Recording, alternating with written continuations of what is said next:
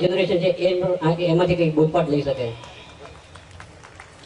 देखिए मित्रों, सेना में जो जवान होता है ये युद्ध की भूमि में मरने के लिए जाता है, इसलिए कि उसको तनख्वाह मिलती है। उसको तनख्वाह मिलती है इसलिए वो सेना का जवान युद्ध की भूमि में मरने के लिए तैयार नहीं होता है। वो मरने के लिए इसलिए तैयार होता है, इस मिट्टी को प्यार करता है।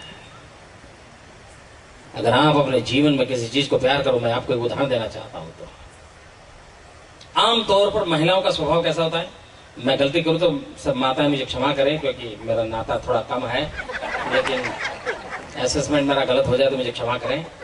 लेकिन आमतौर पर महिलाएं क्या करती हैं, घर में अगर वो खाना पका रही हैं, अपनी रोटी चपाती बना रही हैं और चाहती हैं कि अपने पति देव को गोल मोल बराबर फुली हुई अच्छी चपाती दे। अब वो खाना पका दे रही हैं और तैयारी कर रही हैं, इतने में कहीं एक आध चपाती में से भाप निकल आती है, स्टीम निकल आती है और उसकी उंगली पे थोड़ी जल जाती है। तो वो कुछ दवाई वगैरह लगाती है, लेकिन हर पल देखती है घंटी कब बजेगी।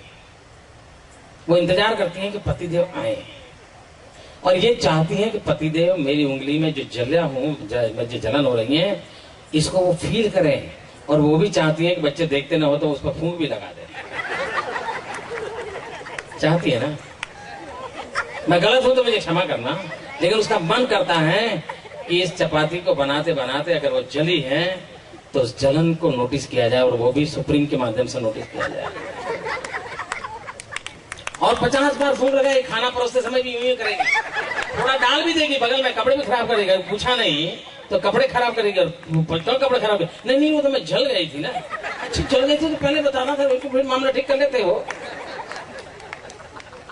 लेकिन वही माँ, वही महिला बाजार में सब्जी लेने गई है, साड़ी का स्टॉल लगा है, डिस्काउंट 20% है। क्या होगा, सब्जी बाजू में और साड़ी की दुकान में जाएगी, और साड़ी की दुकान में बढ़िया बढ़िया साड़ी है, 20% डिस्काउंट है। उसका मन करता है ये लो वो लो, ये लो वो लो। और इतने में खबर आती है कि फलाने मोहल्ले में आग लगी है। वो तुरंत वहां से भागती है, साड़ी पैसे जो भी होगा भूल जाती है, दौड़ती है और जाकर के देखती है अपना खुद का घर जल रहा है, तो चीखती है। बड़े बड़े तंदुरुस्त लोग, बड़े बहादुर लोग मकान को आग बुझाने के लिए वो पानी डाल रहा है, कोई ये डाल रहा है, और ये जाकर के चीखती है, अरे मेरा बेटा अंदर रह गया है, मेरा बेटा अंदर है। सारे मर्द लोग एक दूसरे का मुंह देखते हैं, इंतजार करते हैं क्या हुआ होगा। और तब वो माँ उस जलते हुए मकान में कूद पड़ती है और बच्चे को लेकर के आती है।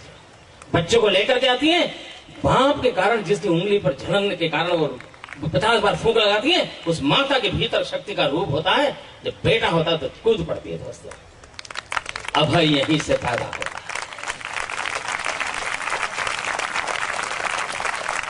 निर्भय यहीं से पैदा होता है। मुझे स्मरण है, मैं 1992 में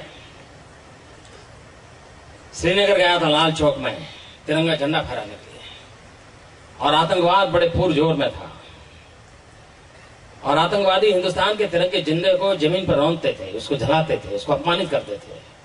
तिरंगे झंडे से अपनी कार साफ कर रहे हैं, जूते साफ कर रहे हैं, और कैमरा के सामने सब करते थे। ये दृश्य मेरे दिल में आग पर तो हमने एक यात्रा निकाली थी कन्याकुमारी से, तिरंगा झंडा लेकर के चल पड़े थे हम, और तय किया था कि हम श्रीनगर के लाल चौक में जाकर के तिरंगे का झंडा फहराएंगे। मित्र, आतंकवादियों की इस जगह पे जाके तिरंगा झंडा फहराने का सोचना क्या लगता है? मित्रों, हम निकले तो श्रीनगर के अंदर आतंकवादियों ने पोस्टर्स लगाए थे, दीवारों पर लिखा था कि हम देखते हैं कि किसने अपनी मां का दूध पिया है, कि जो श्रीनगर के लाल चौक में झंडा फहरा करके वापस जाए। जब मैं अपनी यात्रा कन्याकुमारी से लेकर के चलते चलते हैदराबाद पहुंचा तो मुझे वहां से वो पोस्टर वगैरह के फोटो ये सब मेरे पास आया, और मैंने हैदराबाद से अपनी स्पीच बदल दी।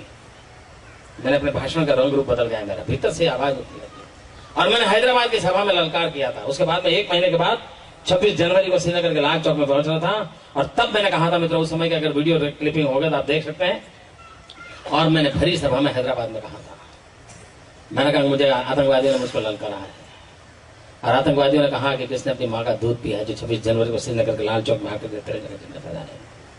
और तब जाकर के मैंने कहा था मैंने कहा था कि मैं 26 जनवरी को सुबह ठीक 11 बजे श्रीनगर के लाल चौक पहुंचूंगा। मैं बुलेट प्रूफ जैकेट पहन करके नहीं आऊंगा, मैं बुलेट प्रूफ गाड़ी में नहीं आऊंगा, हाथ में सिर्फ तिरंगा झंडा लेकर के आऊंगा। और फैसला 26 जनवरी को श्रीनगर के लाल चौक में होगा, किसने अपनी मां का दूध पिया।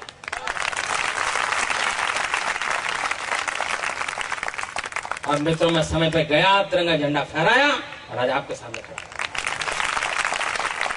ये मैं आतंकवादियों से आज नहीं लड़ रहा हूं मित्रों, बड़े लंबे अरसे लड़ रहा हूं।